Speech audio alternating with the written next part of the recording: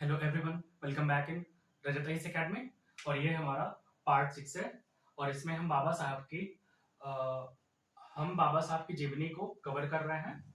और इस पार्ट में हम हिंदू कोड बिल के बारे में बात करेंगे। ठीक है, तो देखिए, सबसे पहले हिंदू कोड बिल होता क्या है। ठीक, पहले आसान भाषा में समझिए कि हिंदू कोड बिल होता क्या है।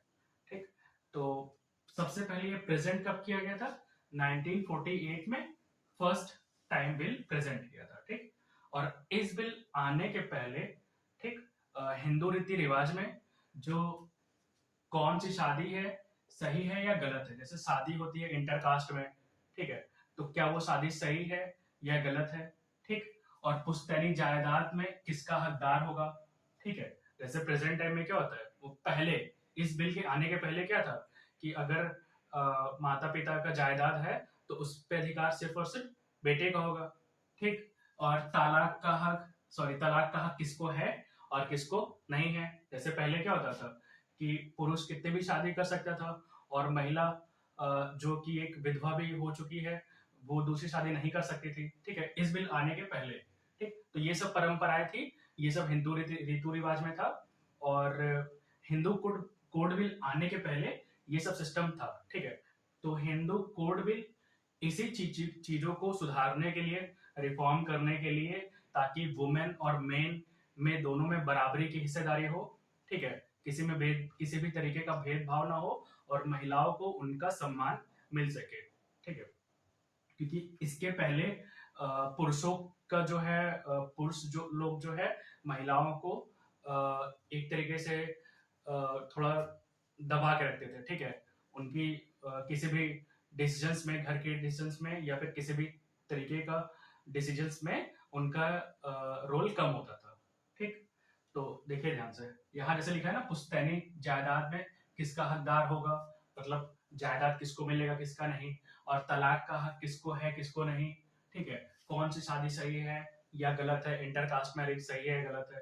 ठीक है, तो इन सब चीजों को सुधारने के लिए हिंदू कोड कोड बिल को लाया गया था। और ये फर्स्ट टाइम कब लाया गया था?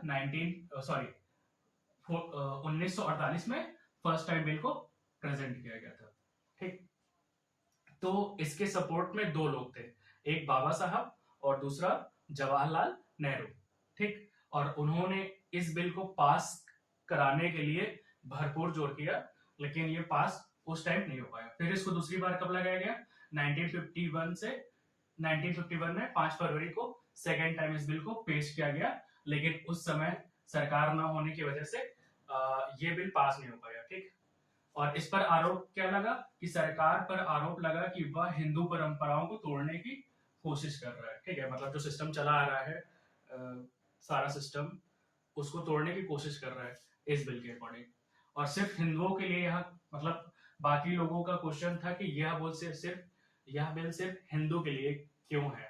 ठीक है, अदर कास्ट के लिए क्यों नहीं, क्योंकि ये बिल सिर्फ और सिर्फ हिंदू के लिए था, मुस्लिम, पारसी, सिख के लिए नहीं था।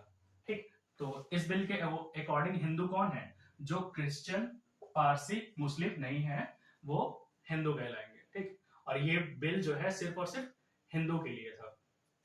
तो लोगों का कहना था कि सिर्फ हिंदू के लिए क्यों? तो बाबा साहब ने ये बताया था कि अभी सिस्टम सही नहीं है, मतलब कि जैसे हिंदू मुस्लिम में लड़ाई हो जा रहा है। ठीक है, अगर हम जात पात करेंगे तो लड़ाई हो जाएगा। ठीक है, कम्युनल वायलेंस हो जाएगा। इसी वजह से वो चाहते थे कि पहले ये यहाँ अप्लाई हो जाए और बाद में हम यूनिफॉर्म सिविल कोड जो हमारा है उसके थ्रू हम आज से 10 साल, 20 साल या 50 साल बाद जब भी सिस्टम सही हो जाएगा तो हम इसको अप्लाई करेंगे धीरे धीरे। ठीक है, यूनिफॉर्म सिविल कोड के थ्रू। लेकिन प्रेजेंट टाइम में नहीं, क्योंकि उस टाइम के हालात सही नहीं थे, इसलिए सिर्फ हिंदू के लिए लाया गया था। ठीक, और जैसे सरदार हुकम सिंह जो सिखों की तरफ से थे, वो क्या सोचते थे, उनका सोचना था कि सरकार सिखों को हिंदू धर्म में मिलाने की कोशिश कर रहा है, क्योंकि इस बिल के अकॉर्डिंग जो सिख है वो भी हिंदू में आ गए। ठीक, और डॉक्टर राजेंद्र प्रसाद जब 1951 में चुन के आए थे, क्योंकि वो फिर क्या बन गए थे? प्रेसिडेंट बन गए थे, है ना, क्या बन गए थे? भारत के राष्ट्रपति। और वो भी इस बिल के खिलाफ थे,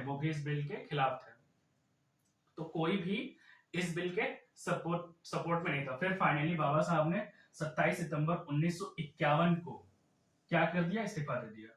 ठीक है, उन्होंने कहा कि अगर ये बिल पास नहीं होगा तो फिर 27 सितंबर को 1951 को उन्होंने इस बिल से उन्होंने अपने पद से इस्तीफा दे दिया। ठीक, अब देखिए, हिंदू कोड बिल को बाद में अलग अलग टाइप में धीरे धीरे पेश किया गया। ठीक है, 1956 मैरिज एक्ट और बहुत सारे एक्ट है, धीरे धीरे एक साथ में पेश किया गया है और उसको पास भी कर लिया गया है। ठीक, तो उसी के अकॉर्डिंग हिंदू सक्सेशन अमेंडमेंट जो एक्ट है ना 2005 का, हिंदू सक्सेशन अमेंडमेंट एक्ट 2005, इसके थ्रू क्या हुआ कि इस एक्ट के through a daughter has same right to her father's property. ठीक है, अगर किसी फैमिली